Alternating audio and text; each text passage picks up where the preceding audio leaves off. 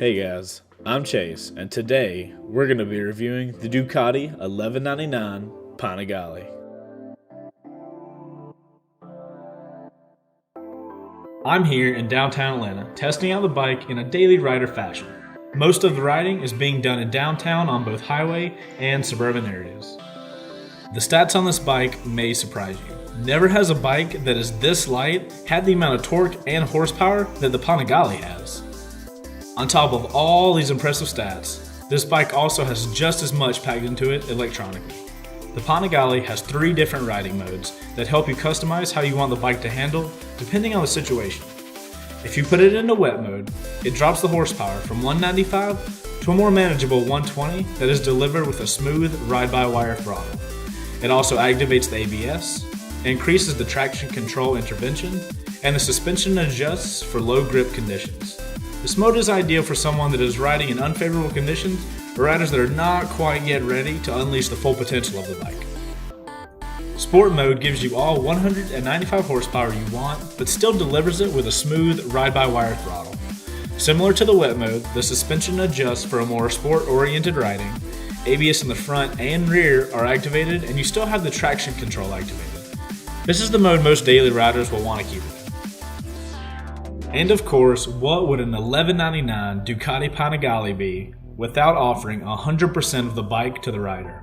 If you want everything this bike has in all its beauty, you also get race mode.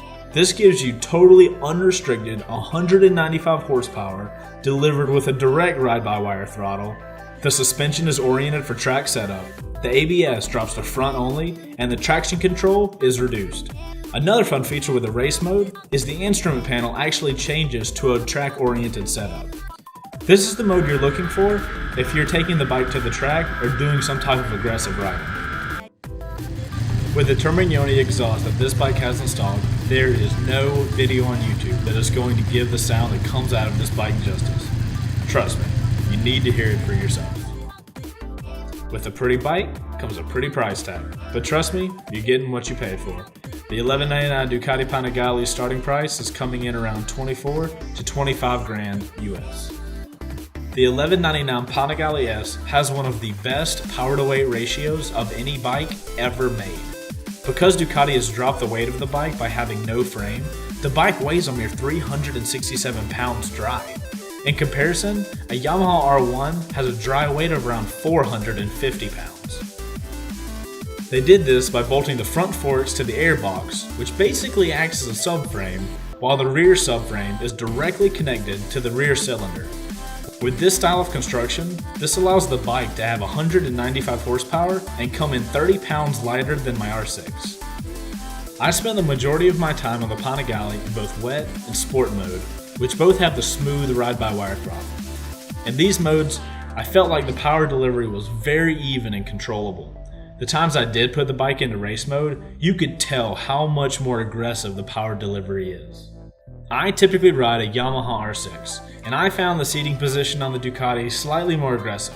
I was leaning forward more, found myself having to get used to the different body positioning. I have to admit, even coming from a super sport, I found the seat on the Panigale pretty uncomfortable.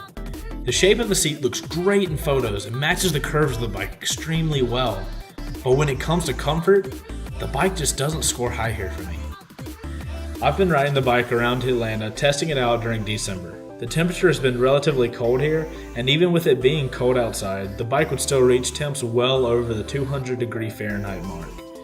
While it felt good after riding in the cold, I could see how this could become a problem for a rider out during summer temperatures.